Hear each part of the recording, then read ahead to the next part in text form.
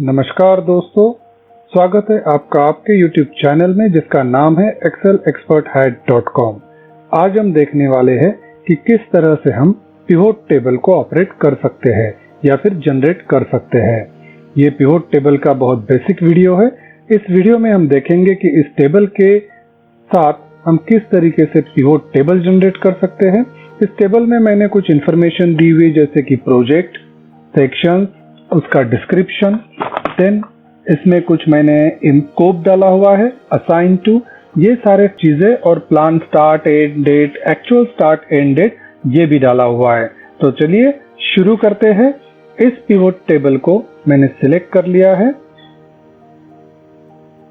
और मैंने इंसर्ट में जाके पिवोट टेबल पे क्लिक किया है, जहां पे मैं यहां से पिवोट टेबल का जो पैरामीटर है वो सिलेक्ट कर सकता हूं, बट हमने पैरामीटर ऑलरेडी सिलेक्ट कर लिया है। सेकंड ऑप्शन इसमें आता है, सेकंड ऑप्शन है use an external data source. इसमें हम एक्सटर्नल डेटा फाइल जैसे वर्कबुक हो या फिर कोई सेपरेट फाइल हो, कोई नेटवर्क की फाइल हो या फिर कंप्यूटर में कोई और एक आपने फाइल रखी हुई है, इसको हम यहाँ से कनेक्ट कर सकते हैं। ये हम अभी देखेंगे नहीं क्योंकि ये बेसिक वीडियो है। फिर इसमें हम देखेंगे कि अगर आपको ये ऑप्शन यूज नहीं करना है, आगे दूसरा ऑप्शन आपको दिखाई देता है, choose where you want the pivot table report to be place. ये हम नए सीट में भी कर सकते हैं या फिर एग्जिस्टिंग सीट में भी कर सकते हैं। मैं लेता हूं कि मैं इसे अभी एग्जिस्टिंग सीट में यूज करना चाहता हूं, तो यहाँ पे मैं सेल पे क्लिक करूंगा, यहाँ पे जाऊंगा और मैं लोकेशन उसका सेट कर दूंगा। अगर नए में लेना है तो न्यू सीट पे क्लिक करूंगा, choose whether you want to analyze multiple tables और नॉट। इस पे ये ऑप्शन हम जब एक्टिवेट करेंगे तो ये डेटा को ऐड करेगा। ये भी ऑप्शन हम बेसिक वीडियो में नहीं देखेंगे, जो हमें बेसिक वीडियो में लगता है वही ऑप्शन हम देखेंगे। तो इस तरीके से दोस्तों हमारा नया एक सीट जनरेट हो चुका है जिसका नाम हमने पिवोट टेबल रख दिया है। अभी ये एक एम्प्टी सीट नजर आ रही है और राइट साइड में आपको पिवोट टेबल फील्ड्स नजर आ रहे हैं।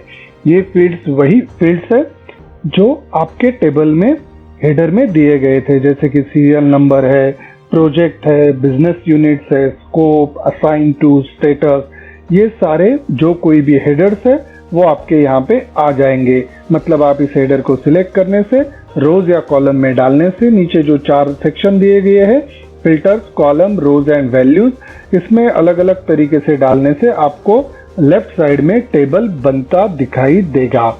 जैसे बिजनेस यूनिट, स्कोप के हिसाब से हमको फिल्टर करना है। अब हम देखते हैं कि हमें इस टेबल में क्या क्या पुल करना है। अभी मैं जैसे अगर फिल्टर करना चाहूँ तो बिजनेस यूनिट को फिल्टर में डालूंगा और मेरे बिजनेस यूनिट के सारे ऑप्शंस यहाँ पे फिल्टर में आ जाएंगे। अब मैं चाहता हूँ कि रोज एंड वैल्यूज में मैं कुछ डेटा पुटअप करूँ जिससे कि आपका पिवोट टेबल बनता जाए। तो देखेंगे ये टोटल स्कोप में 14 काउंट्स है। तो यहाँ पे मैं एक कॉलम इंसर्ट कर देता हूँ जिसका नाम मैं डालता हूँ प्राइस। यहाँ पे प्राइस में मेंशन कर देता हूँ कुछ, तो ये रैंडमली मैं प्राइस मेंशन कर रहा हूँ हर एक आइटम की। तो इसमें हमें ये हेल्प होगी कि जब हम पिवोट टेबल बनाएंगे तो उसमें हर एक आइटम की प्राइस भी दिखाई देगी।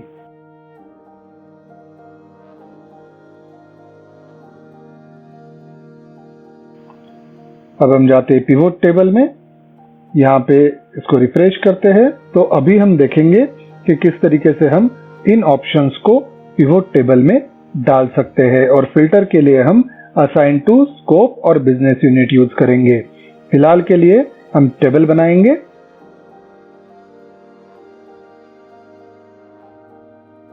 बिजनेस यूनिट को पुल करेंगे, फिर हम देखेंगे कि स्कोप भी हमें मिले उसमें, फिर असाइन टू भी हमें इंपॉर्टेंट है, status, plan start date, end date, actual start and end date भी जरूरी है। कुछ मंथ ऑटोमेटिक एक्टिवेट होंगे, उनको आपको डीएक्टिवेट कर देना है। स्टेटस को भी एक्टिवेट करना है, प्राइस को भी एक्टिवेट करना है। अब हमारे सामने एक ऐसा टेबल बनेगा जिसकी आपको एक्चुअल में कोई वैल्यू नहीं बनती है। तो हम जाएंगे इंसर्ट में, रिपोर्ट लेआउट में जाके हम इस टेबल को लाएंगे कुछ टेबुलर फॉर्म में। तो शो इन टेबुलर फॉर्म पे हम क्लिक करेंगे। ये ऑप्शंस आप पढ़ लेंगे तो वैसे ही आपको समझ में आ जाएगा, बट फिर भी अभी टेबुलर फॉर्म में लेने के बाद भी हमारा डेटा प्रॉपर टेबुलर फॉर्म में हमें नजर नहीं आ रहा है। तो पिवोट टेबल को हम किस तरीके से सेट करेंगे ये हम जानते हैं। जैसे हमें हर एक रोज में जाके बिजनेस यूनिट हो, स्कोप हो या फिर अदर ऑप्शंस हो, इनमें जाके राइट क्लिक करके फील्ड सेटिंग्स में जाके आपको नन सिलेक्ट करना है। ये नन सिलेक्ट करने से आपका जो कोई भी सब टोटल रहेगा, हर एक आइटम का default by default pivot table में सब टोटल आता है वो निकल जाएगा, क्योंकि सब टोटल की हर जगह पे हमको जरूरत नहीं है। तो ये थोड़ा सा लेंदी वर्क है दोस्तों, बट हमें ये करना पड़ेगा। तो हमारा टेबल आप पीछे देख सकते हो कुछ प्रॉपर टेबुलर फॉर्म में अभी नजर आना शुरू हो गया है। मैं इस पूरे टेबल को सिलेक्ट करता हूं और अभी देखता हूं कि इस टेबल को मैं और किस अच्छी तरीके से सिलेक्ट कर सकता हूं। जैसे कि आप देखेंगे plan start and date, actual start and date और सम ऑफ प्राइस एक प्रॉपर फॉर्मेट में नहीं है। इन सब चीजों को प्रॉपर फॉर्मेट में लाने के लिए मैं सिलेक्ट करूंगा जैसे प्राइस को और यहाँ पे मेरी करेंसी डाल दूंगा। तो ये आपका करेंसी में आ चुका है। यहाँ पे मैं रिफ्रेश ऑल करूंगा तो ये करेंसी का सिंबल यहाँ से जाता नहीं है। यहाँ पे जाके फॉर्मेट्स में जाके मैं अपने हिसाब से इन सेल्स को फॉर्मेट भी कर सकता हूँ। अगर रिफ्रेश करने से आपका डॉलर का या फिर रुपीस का साइन निकल जाता है तो इस तरीके से हम फॉर्मेटिंग कर सकते हैं। अभी देखते हैं हम डेट्स को किस तरीके से फॉर्मेट कर सकते हैं। देखिए यहाँ पे आपको दिख रहा है 8th of March या 10th of Feb, तो यहाँ पे डेट और मंथ नजर आ रहा है बट ईयर नजर नहीं आ रहा है। तो इसके लिए मैं हर एक कॉलम को सिलेक्ट करूंगा और इसको अनग्रुप करूंगा। अनग्रुप करने से आपका ग्रुपिंग खत्म हो जाएगा और आपको ईयर का फॉर्मेट नजर आना शुरू होगा। तो इस तरीके से हम यहां से काम कर सकते हैं। अभी आप देखेंगे कि यहाँ पे हर जगह पे मुझे ग्रुपिंग और अनग्रुपिंग का सिंबल भी नजर आ रहा है। इसको फॉर्मेट करने के लिए मैं जाऊंगा राइट क्लिक करके पिवोट टेबल ऑप्शंस में, यहाँ पे क्लिक करूंगा, टेबल्स में जाके शो ग्रैंड टोटल्स भी या फिर डिस्प्ले में जाके show expand and collapse button में स्विच ऑफ कर दूंगा। तो आप देखोगे कि ये बटन स्विच ऑफ करने से ग्रुपिंग अनग्रुपिंग का भी ऑप्शन यहाँ से निकल चुका है, जो अननेसेसरी स्पेस आपके पिवोट टेबल में ले रहा था। अब देखते हैं आगे कैसे मुझे सेटिंग फॉर इंडिविजुअल कॉलम भी करनी है। तो देखते हैं यहाँ पे जैसे मैं राइट क्लिक करके हर एक जगह पे जाके मैं फिल्टर आउट करता था डेटा। ये इतनी पुरानी एक्सेल की तरकीब है कि हम राइट क्लिक करके वहां पे उसके फिल्टर ऑप्शन में जाएंगे और हमें अगर डिफेंस या फिर फिक्चर कोई भी डिपार्टमेंट या फिर स्कोप पे क्लिक करना है तो अलग अलग तरीके से हम उसको फिल्टर आउट कर सकते हैं। बट ये बहुत पुरानी और लेंदी प्रोसेस है। तो बेहतर प्रोसेस क्या है, स्लाइसर्स। इंसर्ट में जाके मैं स्लाइसर्स पे क्लिक करता हूं तो टेबल के सारे जो कंटेंट है मुझे टॉप लाइन के कंटेंट्स इसमें नजर आते हैं। मैं यहाँ पे सिलेक्ट करूंगा business unit, scope and assign to, और देखिए मुझे ये 3 फिल्टर्स अभी मिल चुके हैं। इन तीनों फिल्टर्स को मैं फॉर्मेट कर लेता हूं अपने हिसाब से। तो मेरे लिए तो ये 3 फिल्टर्स है, बट आप अलग अलग और फिल्टर सिलेक्ट कर सकते हैं। अब देखिए कि ये फिल्टर्स को मैं किस तरीके से सेट करता हूं। बटन्स में जाके अगर मैं क्लिक करता हूं, यहाँ पे 2 से 3 कॉलम रोज कर देता हूं तो जितने मेरे रिसोर्सेस है सभी 3 कॉलम में सेट हो चुके हैं। अभी इन दोनों को मुझे 2 ही कॉलम में रखना है, तो बेहतर है कि मैं इसकी सेटिंग चेंज ना करूं। इन तीनों को सिलेक्ट करके मैं अभी एक साथ मूव करके एक लाइन में रख देता हूं। यहाँ पे कुछ लाइंस में ऐड कर देता हूं तो मुझे थोड़ी स्पेस मिल जाए। अब मैं जब डिफेंस पे क्लिक करता हूं तो आप नीचे पिवोट टेबल में देखेंगे कि सिर्फ डिफेंस बिजनेस यूनिट के हिसाब से या फिर मशीन टूल बिजनेस यूनिट, जो भी आप बिजनेस यूनिट पे क्लिक करेंगे उसी का डेटा नजर आएगा। पहले देखिए कितना लेंदी प्रोसेस था, अभी कितना सिंपल हो चुका है। स्कोप में भी जिस स्कोप पे मैं क्लिक करूंगा अलग अलग वो स्कोप मुझे नीचे नजर आता जाएगा।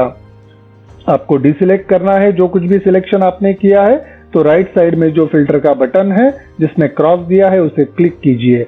असाइन टू में जाएंगे तो जैसे नताशा है, अगर नताशा पे क्लिक करूंगा तो वेयर शी इज अलोकेटेड वो सारा आ जाएगा। वो जो अलोकेशन पे जो रिसोर्सेस है सिर्फ रिसोर्सेस के हिसाब से ये डेटा फिल्टर आउट करना शुरू कर देता है। तो ये है दोस्तों स्लाइसर। अब मैं जाऊंगा पिवोट टेबल ऑप्शंस में, देखते हैं यहाँ पे क्या क्या ऑप्शंस अवेलेबल है। जैसे लेआउट एंड फॉर्मेट्स में लेआउट है, अगर मैं सेल्स को मर्ज करना चाहता हूं, जैसे डिफेंस में आप देखेंगे डिफेंस एंड डिजाइन में काफी रिसोर्सेस अलोकेटेड है, तो डिफेंस आपकी सिर्फ पहले लाइन पे है। अगर मुझे इसको हर एक लाइन पे लाना है या फिर इन सारी सेल्स को मर्ज कर देना है, तो देखते हैं हम किस तरीके से इसको मर्ज कर सकते हैं। तो हम बिजनेस यूनिट के हिसाब से भी मर्ज कर सकते हैं। जैसे मैं जाऊंगा रिपोर्ट्स एंड लेआउट्स में, यस यहाँ पे है रिपीट ऑल आइटम्स लेबल, तो यहां से आप देखेंगे कि हर रोज को वो सेम आइटम जहां जहां पे वो सेम आइटम है अपने आप मेंशन हो जाएगा। बट इससे क्या होता है, बहुत सीट आपका क्राउडी नजर आता है, तो मैं डू नॉट शो कर दूंगा। डू नॉट शो करने से ये सारे रिपीटेड आइटम्स निकल जाएंगे। अभी राइट क्लिक करके मैं पिवोट टेबल ऑप्शंस में जाऊंगा और यहाँ पे क्लिक करूंगा मर्ज एंड ये जो सारे सेल्स है इनके लेबल्स मर्ज कर दिए जाए। अब ये जैसे कि मैं मर्ज करता हूं तो अलग अलग ऑप्शंस मुझे नजर आते हैं, इनको आपको खुद ही ट्राई करना पड़ेगा। हर एक ऑप्शन एक्सप्लेन करना यहाँ पे जरूरी नहीं है क्योंकि ये बेसिक वीडियो है। तो आप देखेंगे डिफेंस में स्कोप डिजाइन एंड टेम्पलेट 2 है, तो इसमें कौन कौन से रिसोर्सेस अलोकेट है वो भी आपको सामने नजर आ रहा है। तो इस तरीके से दोस्तों हम लोग सेल्स को मर्ज कर सकते हैं। जैसे अभी और आगे बढ़ते हैं तो दोस्तों अब देखते हैं कि हम कॉलम को किस तरीके से कॉलम विड्थ को एडजस्ट कर सकते हैं। तो यहाँ पे अगर हम ऑटो फिट कॉलम को चेक और अनचेक करते हैं तो चेक करने से आपके कॉलम का विड्थ चेंज नहीं होगा और अनचेक करने से कॉलम का width according to the words के साइज के हिसाब से चेंज होता है। तो ये सेटिंग हम कॉलम के विड्थ की यहाँ से कर सकते हैं। अब हम देखते हैं कि इस टेबल को अगर हमें कुछ कलर फॉर्मेट में करना है तो किस तरीके से कर सकते हैं। उसके लिए हमें जाना पड़ेगा डिजाइन में और डिजाइन से हमें अपने पसंदीदा डिजाइन सिलेक्ट कर सकते हैं अपने टेबल के लिए।